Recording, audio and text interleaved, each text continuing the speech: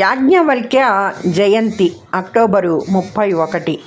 యాజ్ఞవల్క్య జయంతి సందర్భంగా గురువు బ్రహ్మహత్య దోషాన్ని పోగొట్టిన యాజ్ఞవల్క్యుడు విద్యాధికుడు సరస్వతీ పుత్రుడని, సరస్వతి కటాక్షం ఉన్నవారు దైవ సమానులని, వారిని పూజిస్తే దేవుని పూజించినట్లే అని మన పూర్వీకుల విశ్వాసం.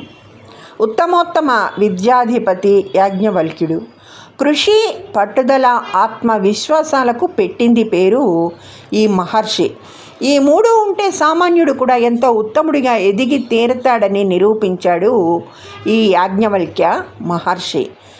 యాజ్ఞవల్క్య స్తుతి విందాం ఇప్పుడు.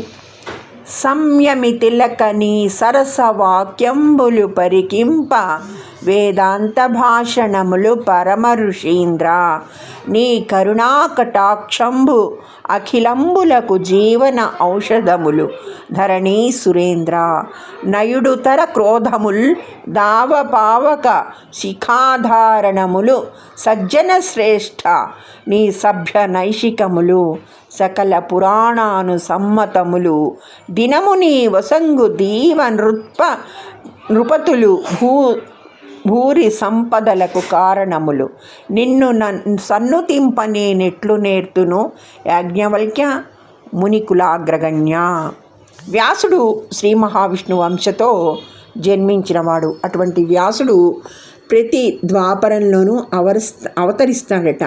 33వ ద్వాపరంలో వ్యాసుడు మహా తేజస్వి అయిన యాజ్ఞవల్క్యుడిగా అవతరించినట్లు వైఖానస ఆగమ శాస్త్రం ద్వారా తెలుస్తోంది.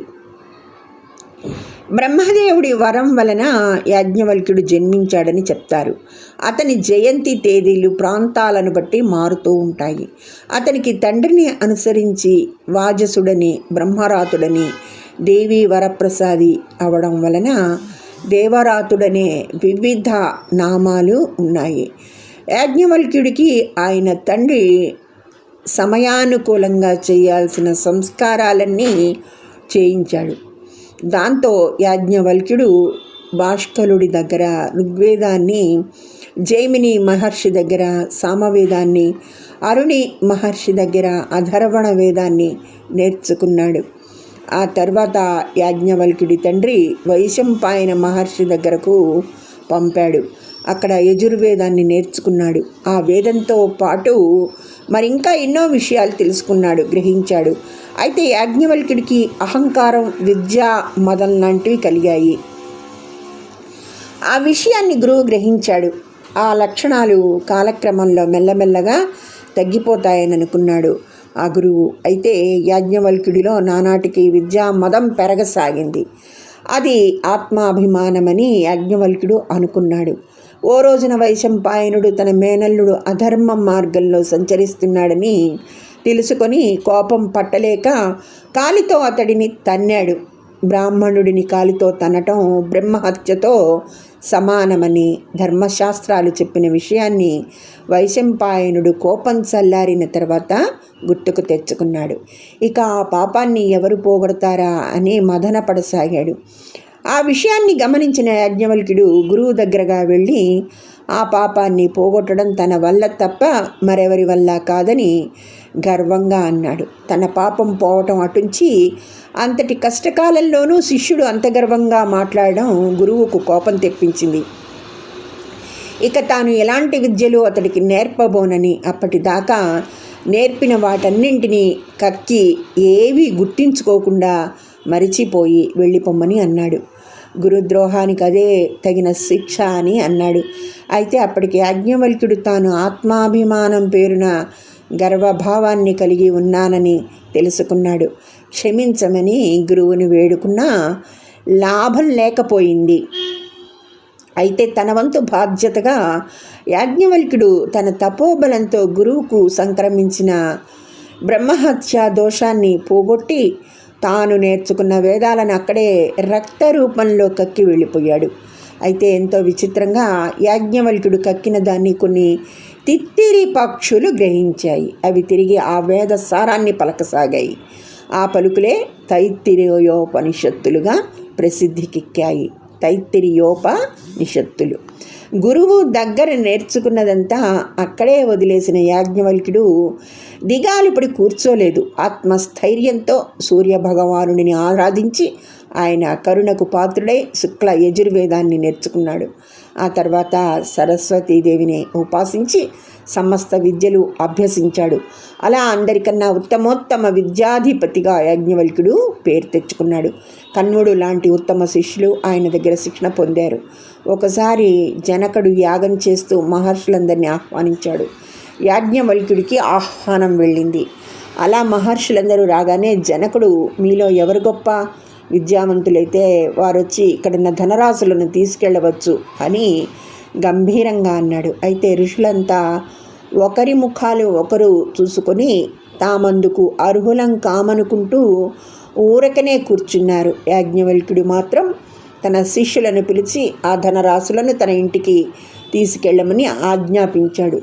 యాజ్ఞవల్క్యుడి ధైర్యాన్ని చూసిన అక్కడి వారంతా అతడితో శాస్త్ర విషయాల్లో పోటీకి దిగి యాజ్ఞవల్క్యుడిని అనర్హుడిగా నిరూపించేందుకు ఎన్నో విధాలుగా ప్రయత్నం చేశారు. కానీ అవేవి వారి వల్ల కాలేదు. బ్రహ్మతత్వం గురించి ప్రశ్నించిన అశ్వలుడు, జనకుని ప్రధాన పురోహితుడైన అశ్వలుడు ముందుకు వచ్చి, యాజ్ఞవల్క్య, నీవు అందరికంటే గొప్పవాడివని అనుకుంటున్నావా? ఎవ్వరూ ముందుకు రాకపోయినా నువ్వు ముందుకు వచ్చావు. అసలు నీకు బ్రహ్మతత్వం గురించి తెలుసా అని అడిగాడు. యాజ్ఞవల్క్యుని నర్మగర్భ సమాధానం ఈ విధంగా ఉంది. అశ్వలుని మాటలకు యాజ్ఞవల్క్యుడు, బ్రహ్మజ్ఞానం నాకు తెలియదు, అయినా బ్రహ్మజ్ఞానానికి వినయంగా వంగి నమస్కరిస్తాను. నేను పేద బ్రాహ్మణుణ్ణి. ఈ ఆవుల అవసరం నాకెంతో ఉంది. బ్రహ్మజ్ఞానానికి సంబంధించిన సందేహాలు ఎవరికైనా ఉంటే నా శక్తి మేరకు వాటిని తీర్చడానికి ప్రయత్నిస్తానని అంటూ బ్రహ్మజ్ఞానం బుద్ధికి అందేది కాదని నర్మగర్భంగా సమాధానమిచ్చాడు. ఆ తర్వాత అశ్వలుడు యజ్ఞాలను గురించి, వాటి అధిష్టాన దేవతల గురించి, యజ్ఞఫలాలను గురించి, మంత్రాలను గురించి అనేక ప్రశ్నలు వేశాడు. వాటన్నిటికీ తడుముకోకుండా యాజ్ఞవల్క్యుడు సమాధానాలు ఇవ్వడం వల్ల అశ్వలుని మౌనంగా కూర్చోవడం తప్ప మరో మార్గం లేకపోయింది. సభలోని వారందరూ అప్రతిహతమైన యాజ్ఞవల్క్యుని బ్రహ్మజ్ఞానానికి జేజేలు పలికారు. దాంతో జనకుడు ఆ ఋషిని గొప్పగా పూజించి సత్కరించాడు. జనకునికి ఆయన అనేక ఆధ్యాత్మిక విషయాలను వివరించి చెప్పాడు. యాజ్ఞవల్క్యుడి జీవితంలో ఇలాంటి సంఘటనలు ఎన్నో కనిపిస్తాయి. ఓ రోజున విశ్వావసుడు అనే గంధర్వుడు యాజ్ఞవల్క్యుడి దగ్గరకు వచ్చాడు. తత్వాన్ని ఉపదేశించమని కోరి ఎంతో నేర్చుకొని యాజ్ఞవల్క్యుడు అంతటి గొప్పవాడు మరొకడు లేడని ఆ మహర్షికి ప్రదక్షిణ నమస్కారాలు చేసి వెళ్ళిపోయాడు. అనంతర కాలంలో ఆ ఋషి గృహస్థాశ్రమాన్ని స్వీకరించాడు. ఆ రోజుల్లో కతుడు అనే ఒక ఋషి ఉండేవాడు. ఆయనకు కాత్యాయని అనే పేరున్న కూతురుండేది. ఆమెను యాజ్ఞవల్క్యుడికిచ్చి పెళ్లి చేశారు పెద్దలు. వారికి చంద్రకాంతుడు, మహామేఘుడు, విజయుడు అని 3 పిల్లలు కలిగారు. ఈ ఘట్టం బృహదారణ్యకంలో కనిపిస్తుంది. కాత్యాయని మంచి గృహిణి. ఇల్లు గడపడం, ఇంటికి వచ్చిన అతిథి అభ్యాగతులను సేవించడం వంటి పనులలో ఆమె నిమగ్నురాలై ఉండేది. అయితే మిత్రుడు అనే పేరున్న ఒక బ్రాహ్మణుడి కుమార్తె పండితురాలైన గార్గి శిష్యురాలైన మైత్రేయి యాజ్ఞవల్క్యుడిని వివాహమాడాలని పట్టుపట్టింది. తదుపరి మరొక అంశంలో